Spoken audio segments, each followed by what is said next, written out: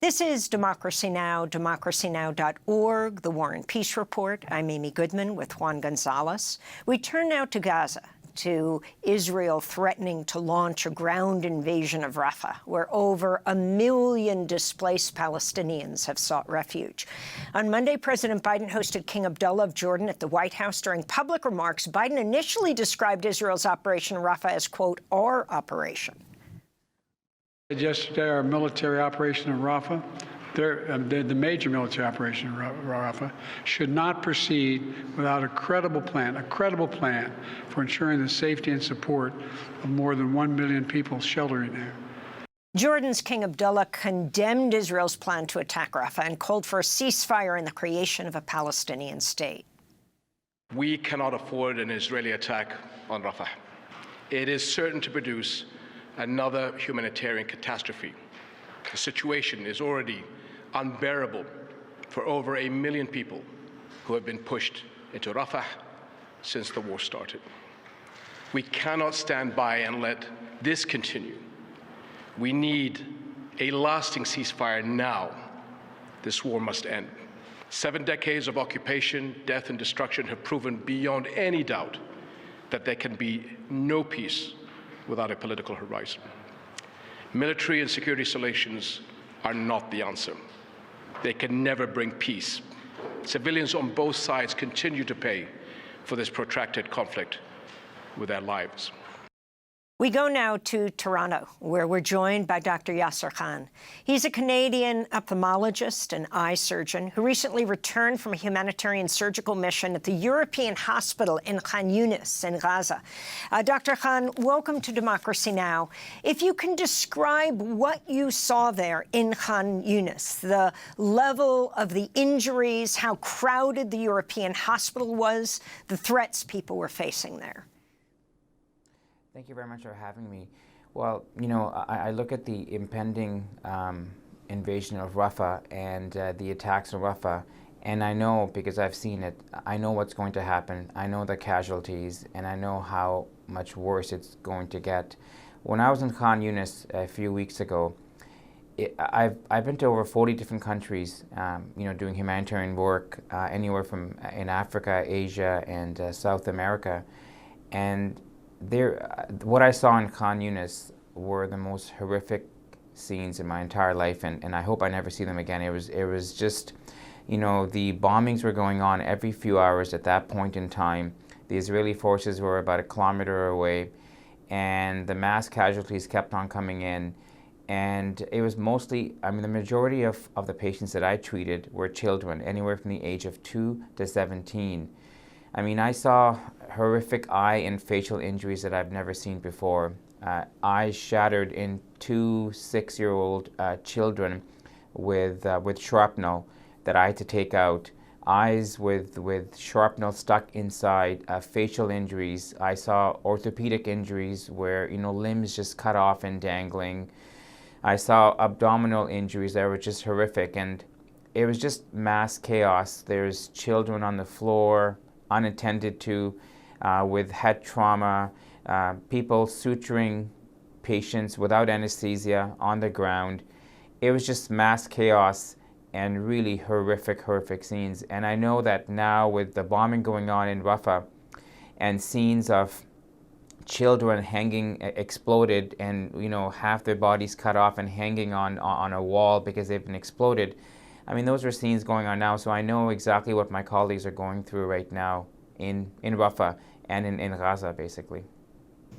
And doctor, you were working shifts of 12 to 13-hour days. Can you talk about the conditions of the medical staff and the doctors you worked alongside with? Where did you sleep? How were you able to eat? Can you talk about those conditions you faced? Yeah. Well, the doctors were amazing. I mean, the Palestinian doctors were amazing. Their dedication and their will to resist dying and staying alive was amazing. They're very talented, but they have nothing. There was no antibiotics. There was no painkillers. On the last day I was leaving, we ran out of morphine, which is very important in a lot of orthopedic injuries. So patients were, I mean, the whole European Gaza hospital was, at the time, now it's everything I'm seeing now, and everything I saw is much worse now. But basically, it was overcrowded. about 400% over capacity. There's patients and bodies lying all over the hospital floor, inside and outside. They had orthopedic devices coming from their legs or their arms. They're getting infected. They're in pain because they're on the floor, so the conditions weren't very sterile. And if they survived amputation the first time, the infection would get them, because then they'd have to be amputated after. A lot of the kids that I saw, and more than 60% of the patients I saw were children. They're thin. They had no fat on them. They're starving because, as you know, Israel has had a food blockade since this war on Gaza started, and so they're all thin with no fat, starving, and they're coming in, and it was just, and we didn't have enough supplies, enough gauze, enough antibiotics, enough instruments. Even the instruments are rusting to kind of deal with the mass trauma.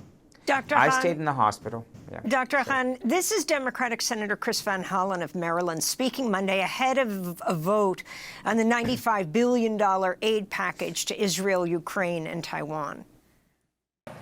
Madam President, I want that to sink in. Kids in Gaza are now dying from the deliberate withholding of food. In addition to the horror of that news, one other thing is true. That is a war crime. It is a textbook war crime.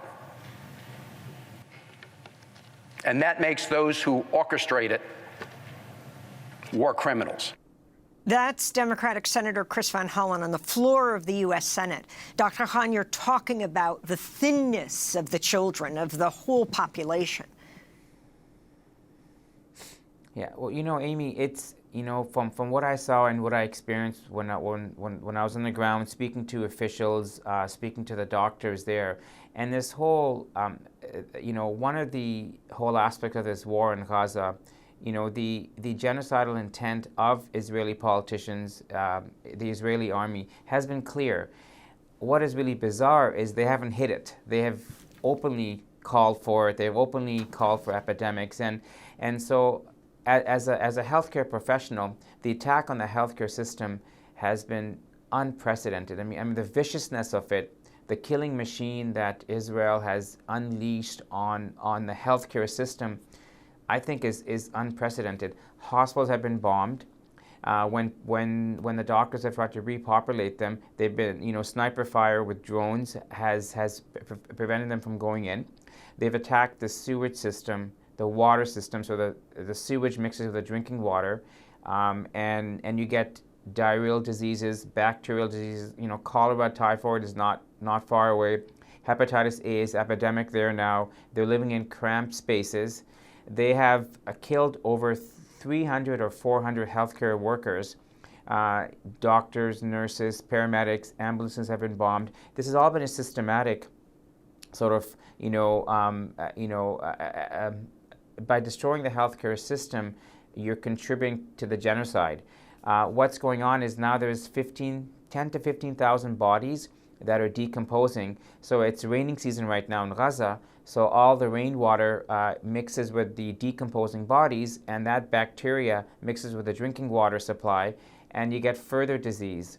They have kidnapped about 45 doctors that have been specifically targeted. They've targeted specifically specialists who are one-off. So like the one nephrologist in the Gaza Strip was targeted. The pathologist, hospital chiefs and directors have all been targeted through drones or targeted missile strikes. And, so the whole thing is that if the bombings are not going to get you, then disease will surely get you, because they're all malnourished. So as you know, if you're malnourished, your immune system is weaker, so you're more susceptible to disease, but there's no antibiotics. The amount of amputations I saw, in children, for example, both arms, one arm, one leg, both eyes gone, both eyes amputated basically out of their eye socket. It's amazing. I mean, it takes about, if this was done properly in a non-war scenario, one amputation in a child will need about 9 to 12 surgeries by the time they're an adult, for prosthetic fitting and whatnot. Now, in this case, first of all, it's a war situation. They've not been done properly, fair enough, because you have to rush it. But secondly, who's going to take care of these children, mostly children, because their parents are gone, their uncles are dead, their grandfathers and grandmothers are dead. And so, you know, the Israeli killing machine has been vicious. I mean, they've used drones.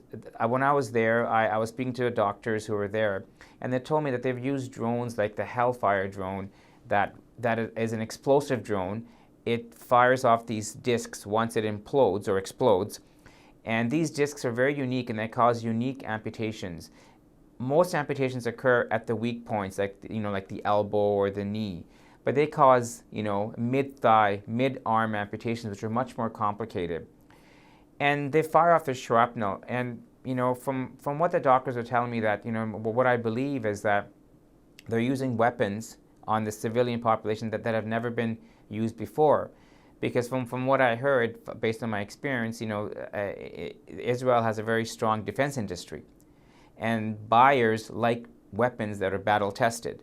So if you can put a label to a new weapon that's battle tested, that increases the value of it. And they're experimenting with these weapons from what I've heard and from what I saw in a civilian dense population. So it's just it's been vicious, really, really vicious.